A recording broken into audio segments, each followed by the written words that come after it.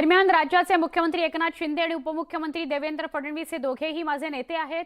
त्यांनी मला बोलावलंय, त्यामुळे मी मुंबईमध्ये निघतो आहे, म्हणजे मुंबईकडे जायला निघतो आहे, अशी प्रतिक्रिया रवी राणा यांनी निघण्यापूर्वी दिली होती। राज्याचे मुख्यमंत्री एकनाथ शिंदे साहेब राज्याचे उपमुख्यमंत्री देवेंद्र फडणवीस साहेब ते सुद्धा माझे नेते आहेत आणि नेत्यांनी बोलल्यानंतर जावं लागतं। मी सकाळी आज 6 वाजता अमरावतीत निघालो आणि 9:35च्या फ्लाईटने मी मुंबईला जाणार। राणा यांच्यासोबत झालेल्या वादानंतर कार्यकर्त्यांच्या भावना तीव्र असल्याचं बच्चू कडू म्हणाले। काय आहे ते एकदाच तोडफोड करून बाहेर निघा, असं कार्यकर्त्यांचं मत असल्याचं त्यांनी सांगितलंय। मुंबईत राणांसोबत एकत्र बैठक घेणार की स्वतंत्र याबाबत बोलण्यास त्यांनी नकार दिला। भाऊ, आज तोडगा निघणार आहे का या सगळ्याच्यावर? काय कार्यकर्त्यांची भावना आहे तुमच्या? तर कार्यकर्त्याच्या भावना तर आरपारच आहे। त्या एकदावचं जे काय असेल ते तोडफोड करून बाहेर निघा आणि त्यांना समजून सांगतोय आपण, कारण खूप नीच पद्धतीनं बोललेला आहे तो। आणि मला असं वाटतं का या बाबतीत त्यांनी व्यवस्थित जर अभिप्राय दिला, व्यवस्थित जर जे काही आरोप केले त्या संदर्भात सगळ्या कार्यकर्त्यांचं समाधान झालं तर आम्ही उद्याचं 1 तारखेचा विचार करू। काय मुख्यमंत्र्यांकडे तुमची मागणी असणार आहे? એટલે मागणीचं काही कारणच नाही, जे बदनामी झाली ते वापस द्या, विषय संपला। पुढच्या बातमीकडे वळतोय। बच्चू कडू हे वेदना व्यक्त करत असून आनंद आहे की सत्तेतली एक तरी व्यक्ती संवेदनशील आहे, असा टोला खासदार सुप्रिया सुळेंनी राज्य सरकारला लगावला। मला वाटत नाही की बच्चू कडू आरोप करतायत, ते त्यांच्या वेदना म्हणतायत आणि मला आनंद वाटतोय की ह्या महाराष्ट्रामध्ये आजही सत्तेत असलेलं कोणीतरी संवेदनशील राहिलेलं आहे।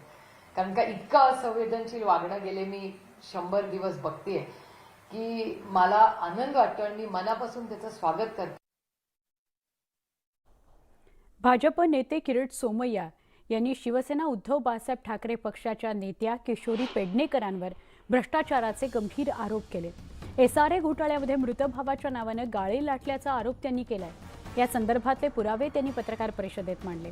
राज्य सरकारनं तातडीनं या प्रकरणाची आर्थिक गुन्हे अन्वेषण शाखेच्या माध्यमातून कारवाई करावी, चौकशी करावी, अशी मागणी त्यांनी केली। पेडणेकर यांना कशाची भीती नसेल तर पोलीस चौकशीला त्या का घाबरतायत, असा सवाल सोमय्या यांनी केला।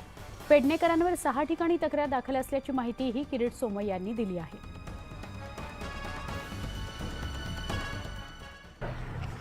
किशोरीताई पेडणेकर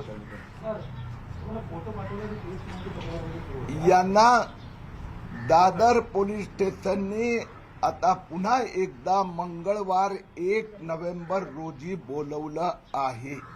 जर भीती नाही आहे, खोटं काय केलं नाही आहे, कुलूप घेऊन दुकानं आणि घर बंद करायला निघाला आहात, मग पोलीस चौकशीला का घाबरतात? आज मी आपल्याला एक आणखीन डॉक्युमेंट दिलं होतं की ह्या देशामध्ये आणखीन 6व्या मजल्यावरचा फ्लॅट